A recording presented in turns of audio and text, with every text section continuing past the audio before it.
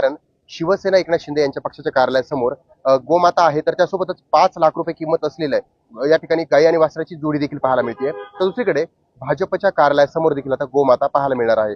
काय सांगाल, ही काय कन्सेप्ट आहे आणि कशासाठी नेमकं?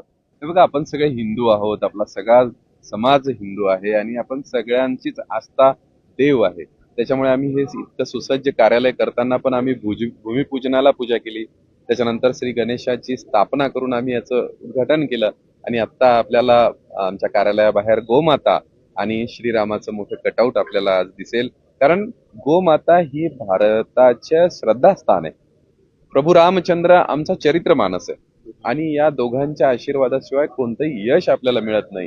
त्याच्यामुळे त्याच्या समोर येताना नतमस्तक होऊन आपण येतो आणि आम्ही देवाला बुद्धी मागतो की देवा, आम्हाला असंच विनम्र राहून आम्हाला समाजाची सेवा करण्याची चांगली बुद्धी दे, शक्ती दे। यासाठी आमच्याकडे हे सगळं आम्ही आवर्जून करतो। मामूंची उभाटा, असं ती उभाटा म्हणून आज सगळ्या शहरामध्ये चर्चा होते।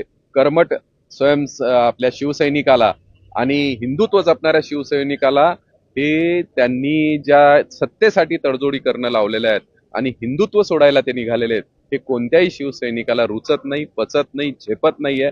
त्याच्या मनामध्ये आक्रोश आहे आणि हा सगळा शिवसैनिक आज हिंदुत्वाची साथ देणारा, प्रभू रामचंद्र अचला घेऊन चालणारा भाजपसोबत